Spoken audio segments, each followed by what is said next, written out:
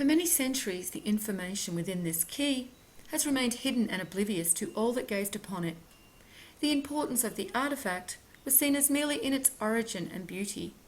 It is an exquisite piece that sits in the Louvre, photographed and gazed upon by thousands of people every day, but all unaware to the treasures locked within it, awaiting a time to be discovered. This artifact I speak of is called the pendant of Osiris, Horus and Isis, and bears the name of King Osiris II. However, the place of its origin is not known, other than it is equated to the 22nd dynasty. This pendant, as it is known, stands 6.9 inches high and is made of gold and lapis lazuli. On the bottom of the artifact, the inscription reads, "The King of Upper and Lower Egypt, the master of the two lands, Usa Mate, the chosen of Amun, the son of Ra, the lord of the crowns, Ozorkon, beloved of Amun, I grant you the years of Atum, like Ra. I grant you encompassing bravery and total victory. I give you countless jubilees. Thus speaks Osiris Wenifer." Crouched upon the pillar of lapis lazuli is Osiris, who represents our creator, Orion. And it is within this pillar and Osiris we can find our first gems of encoded information. However, this information was revealed only when another researcher saw the sacred geometry within this art piece.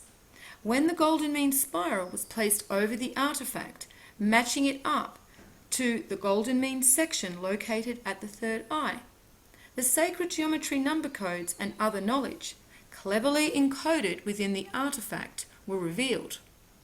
The golden mean is a ratio measurement based on the Fibonacci sequence, which is the number code for all creation.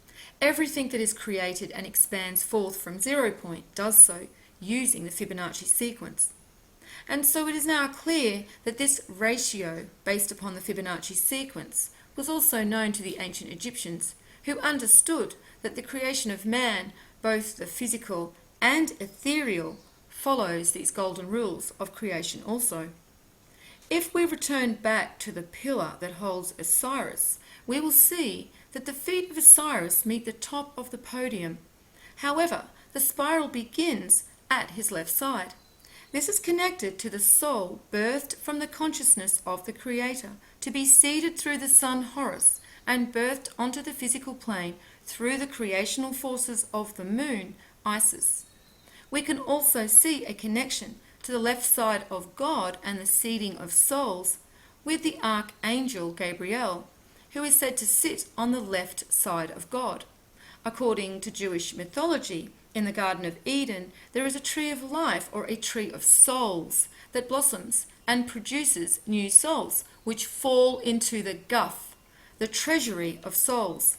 Gabriel reaches into the treasury and takes out the first soul that comes into his hand. Then Layla, the angel of conception, watches over the embryo until it is born. The spiral then meets at the point where Osiris and the podium are connected. We see the golden mean section at this point is also connected to the navel on Isis. This is symbolic of God and the part of the divine within each soul being brought down onto the material plane through the navel chakra. Isis is symbolic for not only the creational forces of the moon, but also the divine female twin soul. Below the navel chakra, we have the lower two foundational energy points of the sacrum and the root. As mentioned in previous videos, the ancient Egyptians showed the primary root chakra above the ankle. Note that each of these chakras are also perfectly positioned on top of the two equating symbols etched into the lapis lazuli. Next, we see that the heart chakra and navel are connected through a section shown on the golden mean. This is why the navel is also known as the solar plexus, because it is also connected to the heart. And as we can see, the heart is directly connected to Horus, who is also symbolic for the sun and the divine male twin soul. Above the heart, the golden mean section also meets at the third eye of Osiris, with the crown chakra sitting above his head. So the golden mean spiral placed over this artifact has now revealed the placement and interrelated energies that connect our energy centers within our ethereal body. However, as mentioned earlier, the golden mean is based on the Fibonacci sequence, and it is here we will find the sacred numbers that have been locked within this artifact, awaiting to be discovered. With the Fibonacci sequence, we can assign each energy point, or chakra, their correlating numbers. So we begin with the navel, where we see the number 0 plus 1 plus 1 are contained within the first golden mean section related to the navel chakra. This is symbolic for the creation of the souls from God consciousness, represented as 0. And the golden mean begins at this chakra because we are manifest into our physical form at this energy point. We then move on to the next golden mean section, and this equates to the heart chakra and is connected to the number 8 on the golden mean section and Fibonacci sequence. However, we can also find other numbers encoded within each of these energy points by adding the sum of all the previous numbers in the sequence together. When we do this at this point in the sequence, we now have the number 20 also relating to the heart chakra. The next golden mean section is at the third eye and crown chakra, and this equates to 13 on the golden mean section and Fibonacci sequence. And if we again add the sum of all the previous numbers in the sequence to this point, we get 33. So now we have both 13 and 33 encoded into the third eye and crown chakra. And when you look to the Freemasons' most revered symbol, it seems that this organization is also clearly aware of this connection to 33 and the crown chakra. It is also now obvious that the Freemasons' knowledge is sourced directly from ancient Egypt. We continue around to the navel chakra once again. However, this section of the golden mean equates to the solar plexus aspect of the navel chakra. The number 21 corresponds to this section of the golden mean, and if we deduce 21, we get the number 3. And if we add the sum of all the previous numbers to this point, we get 54.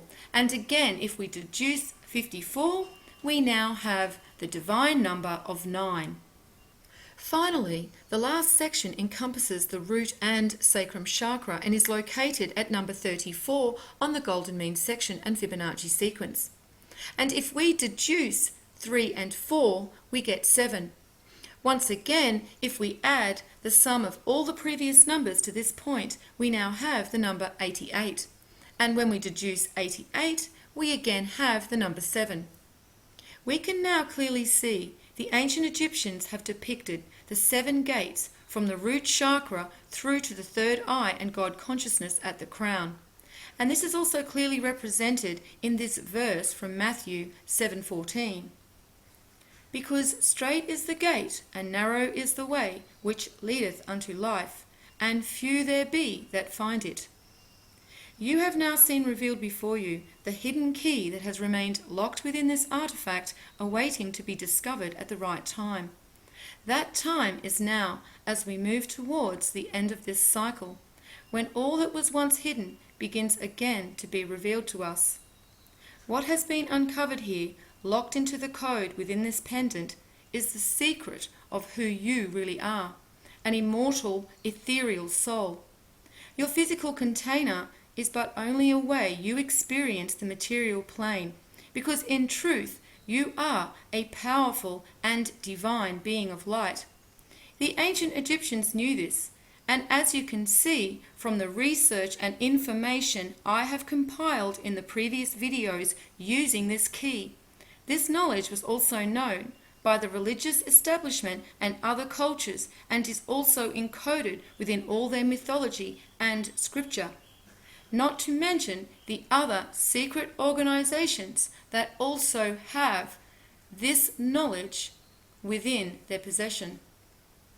The knowledge and wisdom we have now gained has given us a full understanding of thyself, And now before us is revealed the inner kingdom that has remained elusive to us. However, my role here has been to merely return to you what was once yours. In sharing this knowledge, my only hope is that you have now gained an understanding to the truth of how powerful you really are. Proverbs 18:15. The heart of the prudent gets knowledge, and the ear of the wise seeks knowledge.